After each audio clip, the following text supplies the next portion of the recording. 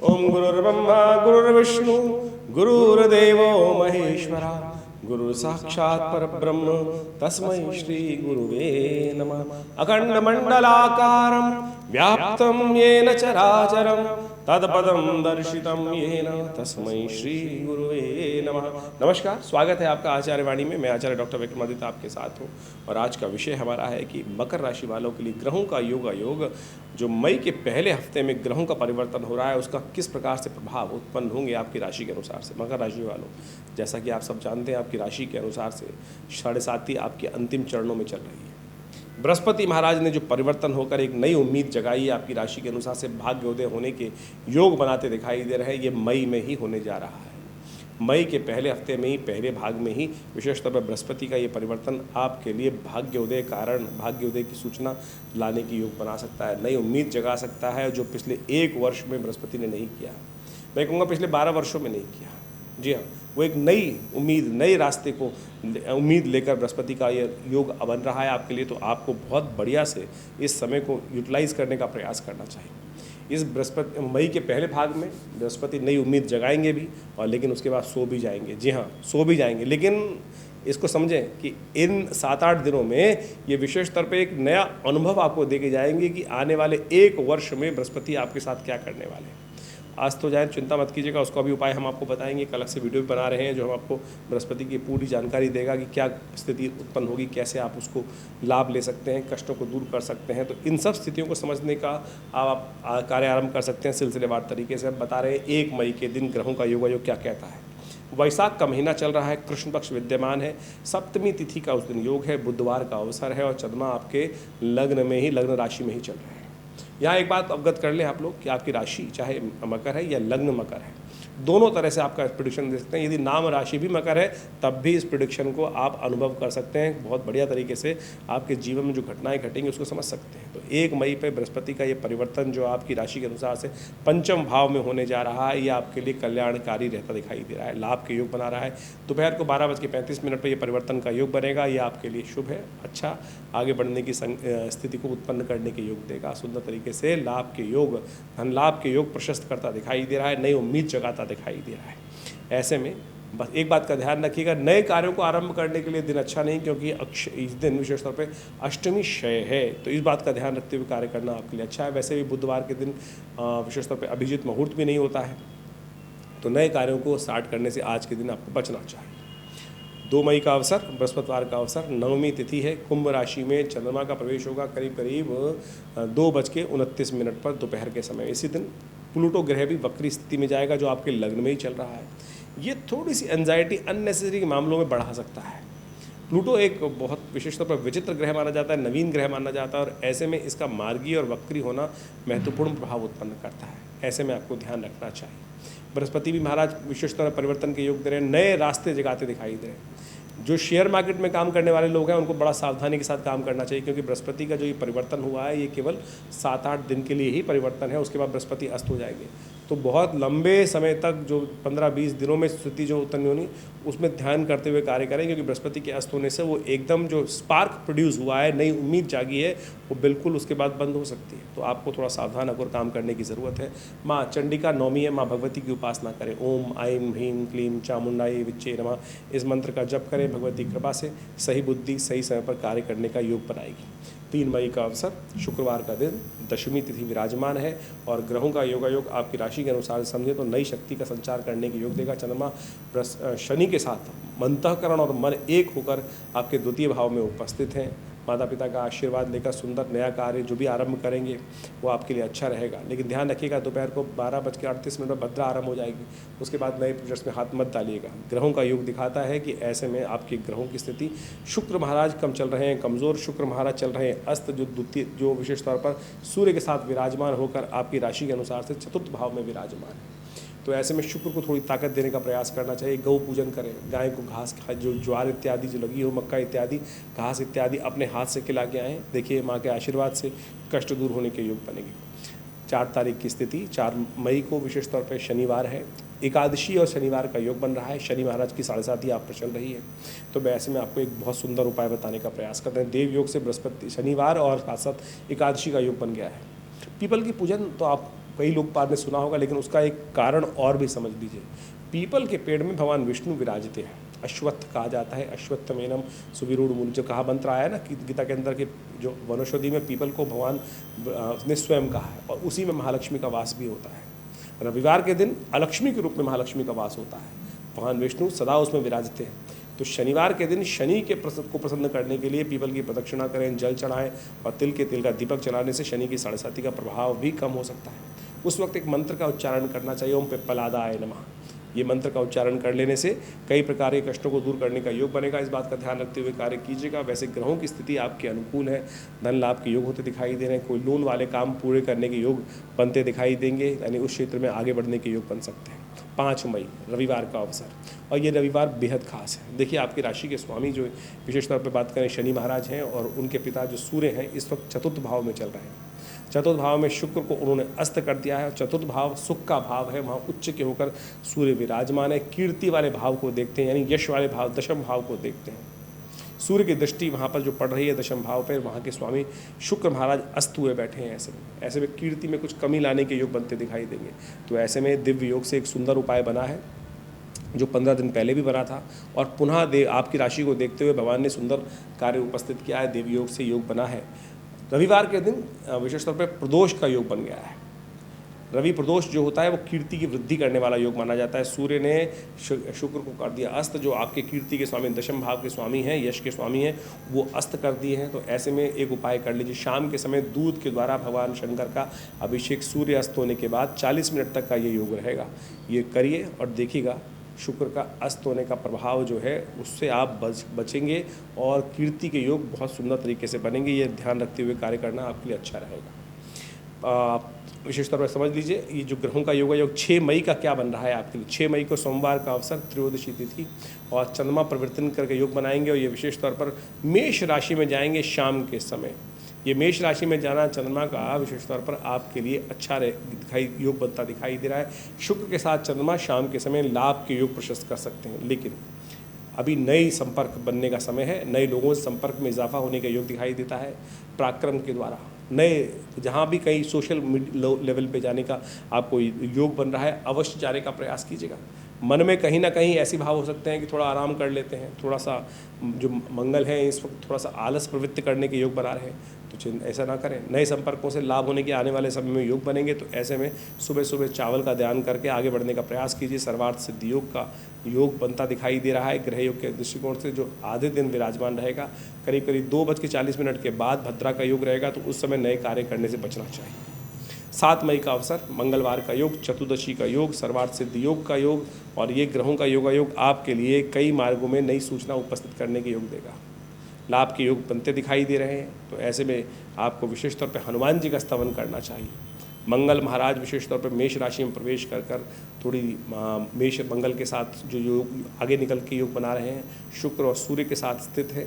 ऐसे में पराक्रम से बहुत सुंदर तरीके से लाभ प्राप्ति के योग बन सकते हैं। मंगल इन दिनों राहु के साथ ग्रसित चल रहे हैं, और जो अननेसेसरी थोड़ा सा समस्याएं उत्पन्न कर सकते हैं कई मामलों में।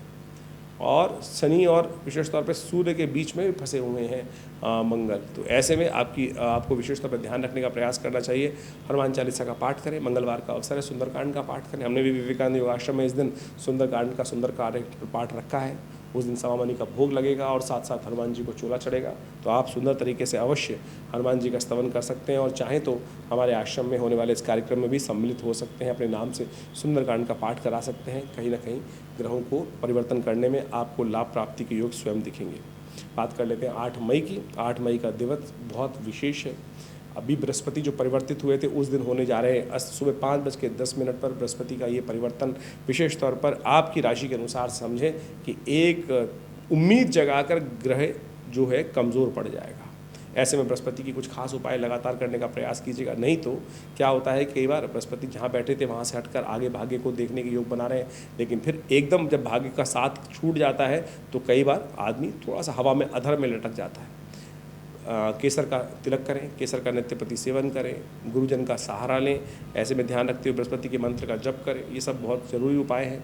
अमावस्या के दिन योग बन रहा है, तो विशेष तौर पर अपने पितरों के निमित्त भी गायत्री का जप कर उनको ब्राह्मणों को भोजन कराना, गऊ को ग्रास निकालना, ये बहुत ज़रूरी रहेगा। ध्यान रखते हुए कार्य करना आपके लिए बहुत ज़रूरी है। 9 मई का दिवस, बृहस्पतिवार प्रतिपदा तिथि और द्वितीया तिथि जब क्षय का योग बना रही है, पक्ष का आरंभ विशेष तौर पर जो हो रहा है क्षय तिथि हो रहा है। तो ऐसे में विशेष तौर पर ग्रहों की स्थिति जो है मंगल राहु के साथ योग चल रहे हैं, और ऐसे में जो स्थिति है चंद्रमा और सूर्य के बीच में, मंगल इत्यादि कई ग्रहों का बीच में फंस जाना, ये ग्रह दिखाता है कि कहीं ना कहीं विशेष तौर पर थोड़ा सावधान रहने की ज़रूरत है। अशांति का योग बनता दिखाई दे रहा है। तो ऐसे में विशेष तौर पर कुछ खास उपाय करें। बृहस्पतिवार के दिन ब्राह्मणों की सेवा, गुरुजन का सहारा, और हो सके तो पीपल या केले के पेड़ का पूजन करें, भगवान विष्णु का स्तवन करें, यह आपके लिए कष्टों को दूर करने वाला रहेगा। 10 मई का अवसर अक्षय तृतीया का योग है, लेकिन अक्षय तृतीया इस बार अंशुत सायल के योग में उपस्थित नहीं है, क्योंकि शुक्र और बृहस्पति दोनों अस्त चल रहे हैं। आपकी राशि के अनुसार से यदि बात की जाए तो ग्रह आपके लिए गजकेसरी योग का निर्माण कर रहे हैं, लाभ का मार्ग प्रशस्त कर सकते हैं, लेकिन बृहस्पति थोड़े कमज़ोर है। तो कोशिश करें इस दिन परशुराम जी का पूजन, ब्राह्मणों को पीली चीज़ों का दान, गऊ को पूरी चने की दाल का दान, ये सब करें तो अच्छा रहेगा। और देखिए, ये सब बातें विशेष तौर पर बहुत महत्व रखती हैं। हम इस चैनल के माध्यम से आपके साथ लगातार जुड़े रहते हैं और समय समय पर आपको इन सब चीज़ों के बारे में अवगत कराने का प्रयास करते हैं कि आज तिथि कौन सी है, वार कौन सा है, कौन सा मुहूर्त कब कर लेना चाहिए, कौन सा व्रत शास्त्र के अनुसार से विधान किस प्रकार। देखिए, भारतीय संस्कृति में समझें, ये जो सारे के सारे विधान बताए गए हैं, ये सुंदर तरीके से इसलिए बताए गए हैं कि आप अपने जीवन में शुभ को प्राप्त कर सकें। शायद किसी और संस्कृति में इतना सुंदर तरीके से, इतने सूक्ष्म दृष्टिकोण से समय का अध्ययन नहीं किया जाता जितना सनातन पद्धति में, भारतीय संस्कृति में ज्योतिष विज्ञान के माध्यम से बताया गया। एक बात समझें, हमारा मानना ये है कि आइंस्टाइन ने एक बार जब फिलॉसफी दी थी टाइम होल्स की, जिसके अंदर हम टाइम को ट्रैवल करके बहुत सुंदर तरीके से आगे बढ़ सकते हैं, तो मेरा मानना ये है कि विशेष तौर पर ज्योतिष में जो मुहूर्त है, योग हैं, वो इसी को दिखाते हैं कि कैसे हम छोटे से कर्म से अपने पुण्यों को अद्भुत प्रकार से बढ़ा सकते हैं। जैसे अभी हमने बताया कि अक्षय तृतीया का मुहूर्त है, कार्य को करने से अक्षय फल की प्राप्ति होती है। अक्षय फल यानी शुभ करेंगे तो उसका भी अक्षय, जो क्षय ना होने वाला हो, वो फल प्राप्ति के योग बन जाएंगे। ऐसे में शुभ कार्य करेंगे तो अच्छा फल प्राप्त होगा, और दुष्कर्म कट जाएंगे तो हमारी ट्रैवल, हमारे पुण्य बढ़ जाएंगे, और कष्ट जो जीवन में आ रहे हैं वो घट जाएंगे।